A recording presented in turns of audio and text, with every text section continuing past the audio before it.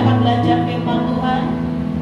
Roh hikmat wahyu serta pengertian turun atas kami, menguasai kami, dan beri kami mengerti ya Tuhan, agar apa yang kami lakukan tepat seperti yang Bapa mau. Terima kasih ya Tuhan, karena kami mengundang kerajaan Allah dan kebenaran turun atas kami, menguasai hati dan pikiran kami ya Tuhan Yesus. Terima kasih ya Tuhan, kami sambut firman-Mu dengan hati bersyukur hanya di dalam nama Tuhan Yesus Kristus. Kita yang percaya dan mengasihi Tuhan sama-sama katakan amin. Haleluya. Puji Tuhan Yesus. Shalom Bapak Ibu Saudara yang dikasihi Tuhan. Hari ini kita mau belajar firman Tuhan. Firman Tuhan yang memberi kekuatan kepada kita semuanya, memberi harapan kepada kita semuanya untuk berjalan sesuai dengan yang Bapak mau, ya. Amsal 18 ayat 21 dikatakan, hidup dan mati dikuasai lidah, siapa suka menggemakannya akan memakan buahnya. Sekali lagi ya, saya akan ulangi lagi perkataan firman Tuhan di Amsal 18 ayat 21, hidup dan mati dikuasai lidah, siapa suka menggemakannya akan memakan buahnya. Hari-hari ini kita semua, dunia ini sedang ada pandemi corona. Tentunya perkataan-perkataan sering kita mendengar perkataan-perkataan yang tidak baik, dan itu sering kita ucapkan berulang-ulang, ya. Entah itu ketakutan, entah itu masa depan bagaimana, kebanyakan yang buruk-buruk yang kita perkatakan, ya. Hati-hati Bapak Ibu Saudara, karena hidup dan mati kita dikuasai lidah. Siapa yang terus menggemakannya akan memakan buahnya, ya. Apa yang kita gemakan itu akan kembali kepada kita, ya. Kita gemakan berulang-ulang keadaan yang tidak baik, maka itu akan kembali kepada kita. Kita akan menuainya, ya.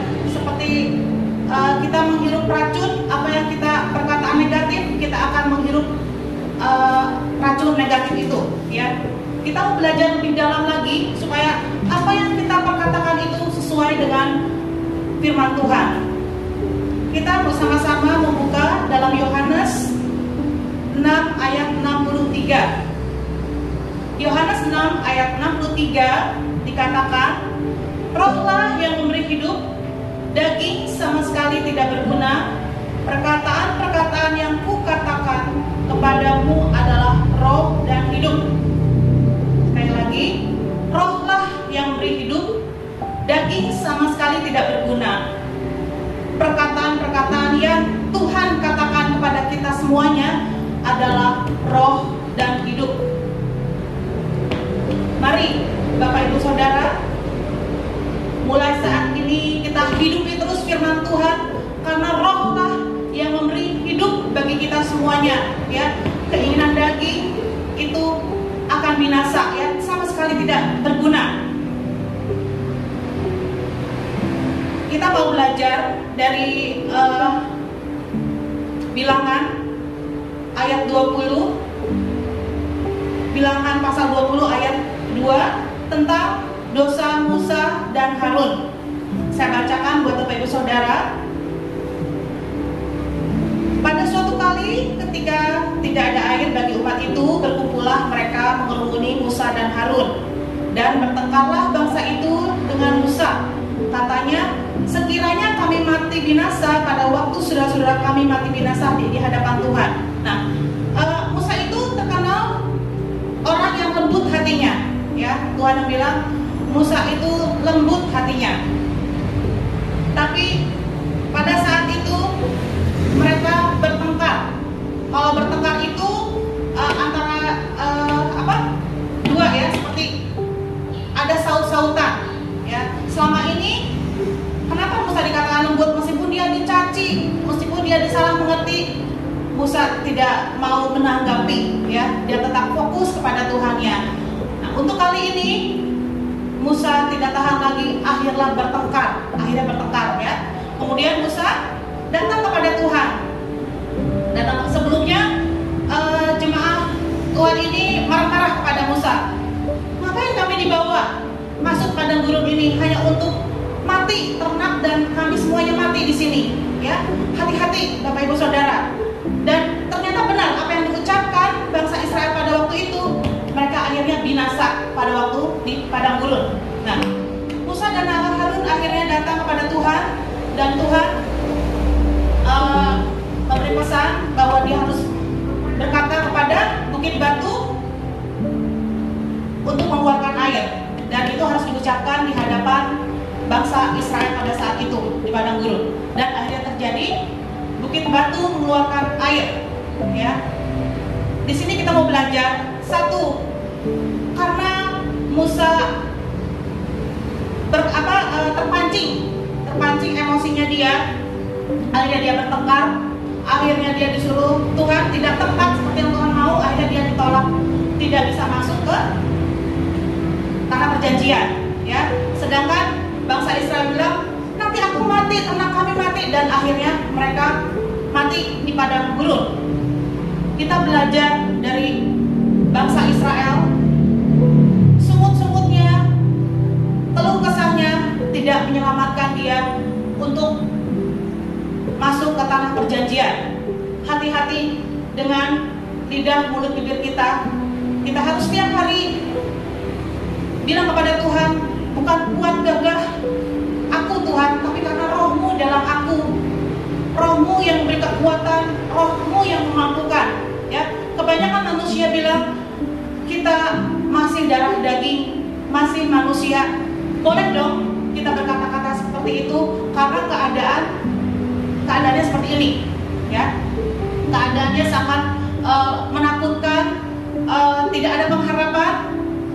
Jadi wajar manusia berkata-kata seperti itu, ya. Tapi kita belajar dari firman Tuhan bahwa hidup dan mati dikuasai lidah.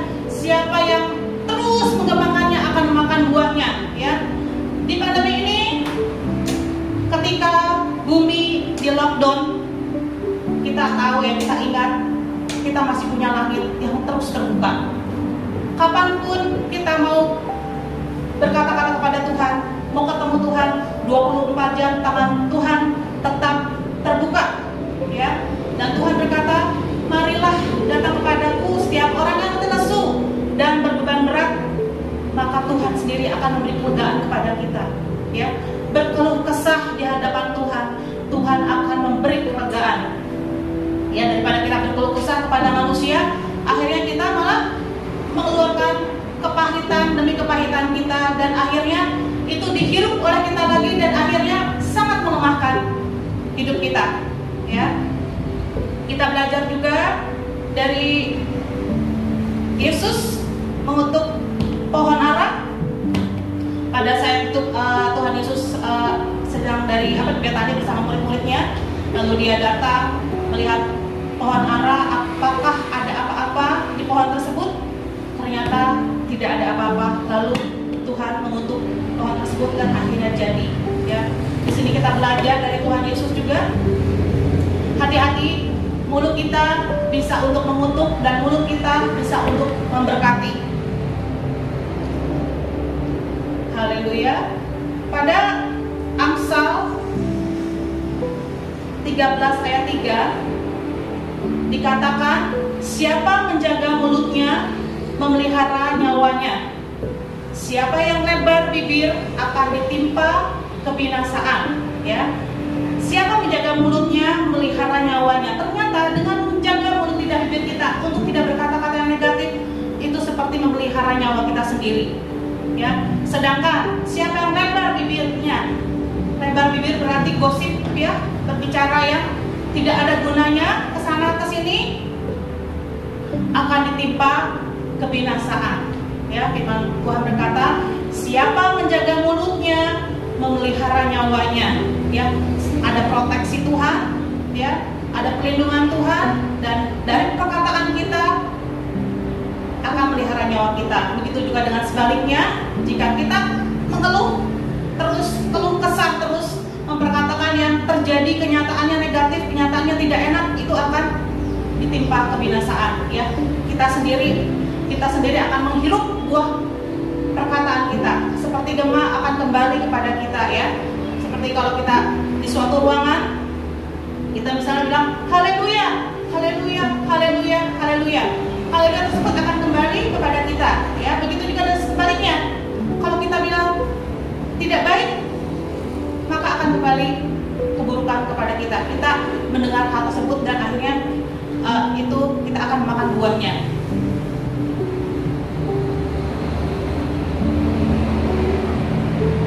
Ayat terakhir kita mau lihat Bilangan 14 ayat 28. Bilangan 14 ayat 28 dikatakan, katakanlah kepada mereka, demi aku yang hidup, demikianlah firman Tuhan, bahwasanya seperti yang kamu katakan di hadapanku, demikianlah akan kulakukan kepadamu. Ya, Tuhan bilang apa? Kalau kita berkata-kata di hadapan Tuhan, Tuhan akan lakukan demikian apa yang kita perkatakan di hadapan Tuhan. Ya, lebih baik kita berkata-kata firman Tuhan. Ya, kuasa daya cipta kita, kuasa perkataan kita yang baik sesuai dengan firman Tuhan. Meskipun ada bahaya virus yang mengancam, tapi kita percaya Tuhan perlindunganmu sempurna dan aku sangat kuat karena Kristus. Itu buah perkataan yang terus menerus digemakan, akan kita hidup kembali menjadi kesehatan dan kekuatan karena Kristus. Ya, karena apa yang kita katakan di hadapan Tuhan, Tuhan akan lakukan. Ya, demikian yang kita akan ucapkan. Kalau kita berlakunya aku sakit, terus digemakan, aku sakit, aku sakit, aku sakit. Akhirnya sakit benar-benar, karena Tuhan bilang, katakanlah demi mereka, demi aku yang hidup, demikianlah firman Tuhan, bahwasanya seperti yang kamu katakan di hadapanku, demikianlah akan kulakukan kepadamu. Ya, saya sedikit perumpamaan. Saya punya pohon jambu. Waktu itu induk pohon jambunya tidak baik, dicangkok ke rumah saya. Waktu itu orang tua saya menyirami dengan bilang, hai pohon jambu, nanti jambunya manis ya, jambunya besar-besar dan berbuah lebat. Dan itu terjadi. Karena apa? Karena terus setiap menyirami bunga selalu diperkatakan, menyirami pohon jambu itu selalu diperkatakan. Akhirnya kami mempunyai jambu yang waktu itu merekah merah-merah dan ada bunga juga anggrek yang begitu besar. Ya, beda sama induknya. Induk jambu itu dia tidak mengeluarkan buah yang baik. Ya, contoh seperti itu. Ya, jadi kita ingat, hidup dan mati dikuasai lidah. Siapa yang suka itu yang senang menggemakannya akan memakan buahnya. Demikian firman Tuhan. Tuhan Yesus memberkati kita semuanya. Haleluya. Amin.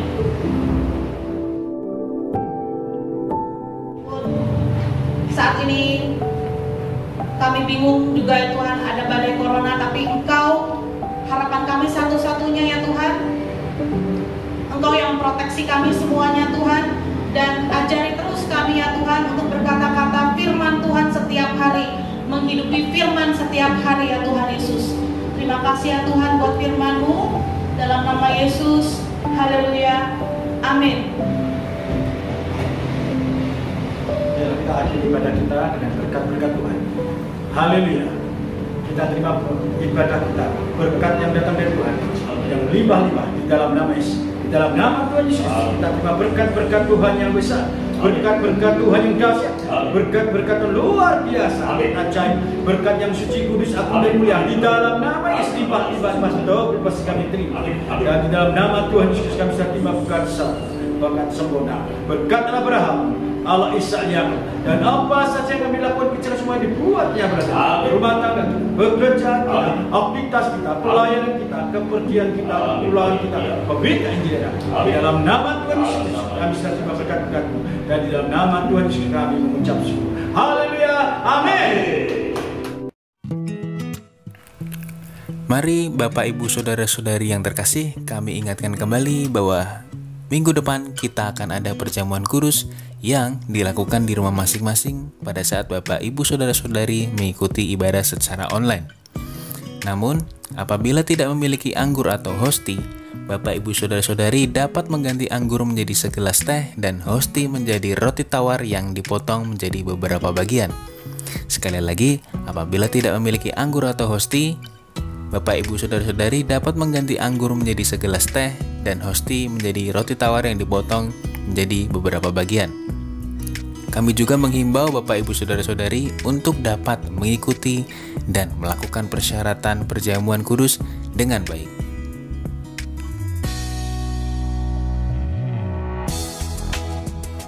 Mari kita terus berdoa untuk pemulihan bangsa Indonesia dan kota tercinta kita, Kota Semarang, dari wabah virus corona yang sudah menyebar luas di sekitar kita. Dan juga jangan lupa untuk terus berdoa bagi keamanan wilayah tempat di mana kita tinggal dan tempat kita beribadah, serta berdoa bagi pembangunan gereja kita, JKI Tulus Harapan Sejati, agar dapat terus berjalan seiring dengan penyertaan Tuhan.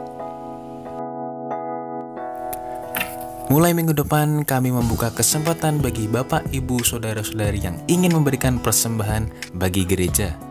Persembahan dapat dilakukan dengan dua cara, yaitu yang pertama, persembahan secara online, yang kedua, persembahan secara offline.